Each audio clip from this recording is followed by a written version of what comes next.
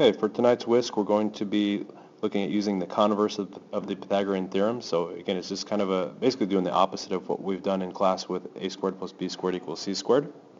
Okay, so really, if you notice, again, with Pythagorean theorem, a squared plus b squared equals c squared, we're going to use that for the converse today. And we're going to basically verify that c is or is not a right angle. Okay, and again, we're going to use the Pythagorean theorem to do this. So we'll be given three numbers, and you're going to plug in for A, for B, and for C. So if you plug in A, B, and C, and they end up equaling, in other words, a squared plus b squared is equal to the hypotenuse squared, then that's a right triangle. If not, if a squared and b squared is greater than what the square of that hypotenuse is, then that triangle is acute. And if a squared plus b squared is less than what c squared is equal to, then that triangle would be obtuse. So let me show you an example. So again, we're going to determine whether each of these measures, these three numbers, these side lengths of the triangle, can be classified as acute, obtuse, or right. Okay, so let's go ahead and plug in a squared plus b squared equals c squared.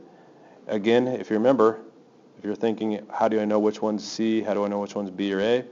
Greatest number has to be c. So I'm going to put in 9 here. If it is a right triangle, that would always be your hypotenuse. So I'm going to put in the biggest number there. Order of the legs doesn't matter. I'm just going to put in 6 squared and 8 squared. And we're going to simplify now. So 6 squared is 36, 8 squared 64, 9 squared 81. Let's go and add. Okay, 36 plus 64 is 100. 81 stays 81. And if you wrote it down from the previous example, we noticed that if the legs squared is bigger than the hypotenuse, then we say that this is an acute triangle.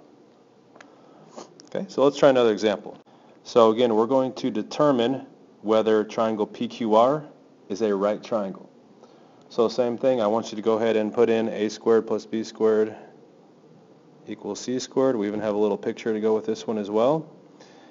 Again, we'll put in the largest side as 20, and our legs are 10 and 10 radical 3 squared. Okay, and again, we did practice that a little bit in class today, but let's just double check to see how you're doing. So 10 squared is 100 plus, okay, now just remember, we want to do 10 squared, which is 100, times the square root of 3 squared, which is 3. So then this becomes 300. Okay. Now 20 squared, 400. Let's check our math. 100 plus 300 is obviously 400. So then yes, this is a right triangle because both sides are equal after we square and add. So definitely going to be a right triangle. Okay, so what I'm going to have you do is I want you to do a little bit of practice with these. So I'm going to have you go ahead and pause the video and try practice problem A and practice problem B, and then unpause it and we'll go ahead and go over both of them. So press pause now.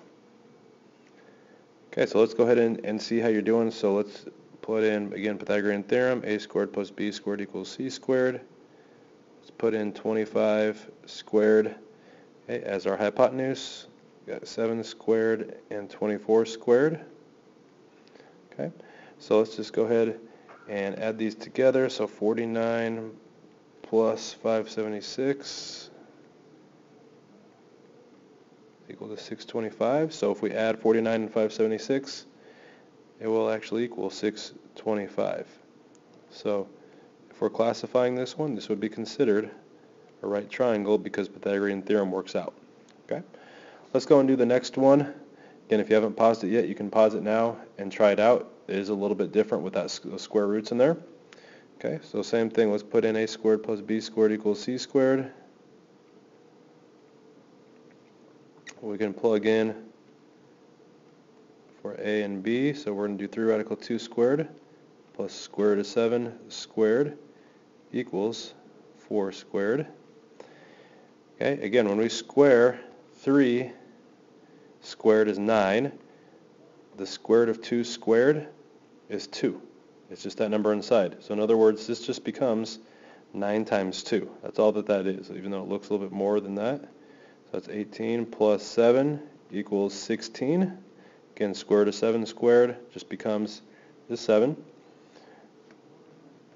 Okay, when we add 25 greater than 16, again, when the legs are greater, that is acute. Okay, when the hypotenuse is greater, it is obtuse. Okay, so therefore that triangle is an acute triangle. Okay, so I told you that this was going to be a pretty short one, and it definitely is. So tonight, make sure to get your 10 points. These are an easy 10 points by just filling out your WSQ, your discussion posting. Okay, make sure you have 2 sentences, 2 to 3 sentences for your summary, 1 question included in there as well. And have a good night, and I'll see you tomorrow.